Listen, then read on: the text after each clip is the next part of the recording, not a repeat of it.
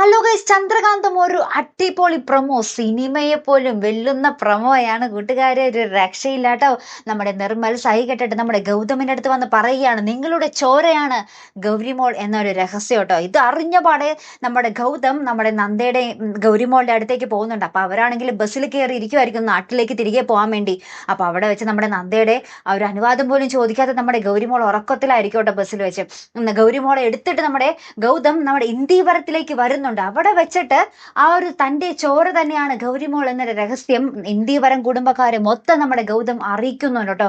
ശേഷം നമ്മുടെ നന്ദുമോന്റെയും ഗൗരിമോളുടെയും ഒപ്പം നമ്മുടെ ഗൗതം കിടക്കുന്ന ഒരു നിമിഷങ്ങൾ തന്നെയാണ് കൂട്ടുകാരെ നമുക്ക് കാണുവാൻ സാധിക്കുന്നുണ്ട്. അപ്പൊ നന്ദുമോൻ ഭയങ്കര ഹാപ്പി, ഗൗരിയല്ലേ കിട്ടിയിരിക്കുന്നത്, നന്ദുമോന് വേറെ പിന്നെ എന്ത് വേണം അല്ലെ. പിന്നീട് നമ്മുടെ നന്ദ ഒരു കൂട്ടം പോലീസായിട്ട് വന്ന് നമ്മുടെ ഇന്ദീവരം വീട്ടിൽ വന്ന് കുറെ പ്രശ്നം ഉണ്ടാക്കുന്നുണ്ട്.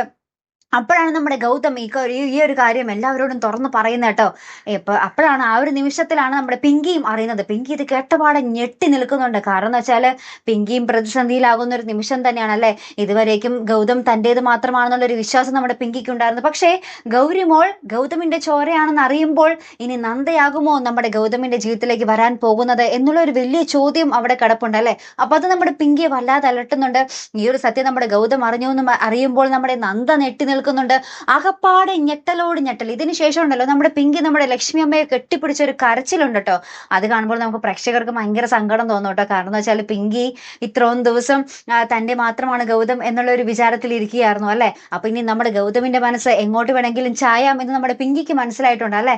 ഏറ്റവും ഒടുവിൽ നമ്മുടെ നന്ദ ജയിലിൽ കിടക്കുന്ന ഒരു രംഗം കൂടി കാണിക്കുന്നുണ്ട് കേട്ടോ. അതെന്താണെന്ന് മനസ്സിലായില്ല കേട്ടോ. ഇനി വെള്ള കള്ളക്കേസിൽ കുടിക്കിയതാണോ എന്ന് നമുക്ക് അറിയത്തില്ല കേട്ടോ. അപ്പൊ എന്തായാലും ഒരു അടിപൊളി എപ്പിസോഡുകൾ തന്നെയാട്ടോ കൂട്ടുകാരെ വരാൻ പോകുന്നത്. മറക്കാതെ കാത്തിരുന്ന് കാണാം. അപ്പൊ അടുത്തൊരു വീഡിയോയുമായി വരുന്നത് വരയ്ക്കും ഗുഡ് ബൈ.